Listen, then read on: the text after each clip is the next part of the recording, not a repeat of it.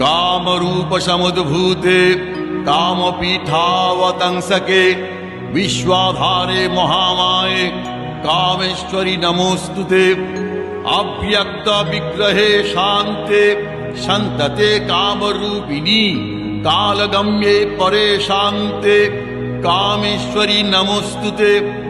या सुषुम्नान्तरालस्था चिन्त्यते ज्योतिरूपिणी प्रणतोऽस्मि परं धीरं कामेश्वरी नमोस्तुते।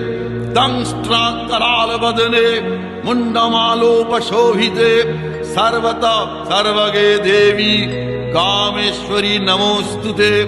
चामुण्डे च महाकाली काली कपोलहारिणी पाशहस्ते दण्डहस्ते कामेश्वरी नमोस्तुते। चामुण्डे कुलमालास्ये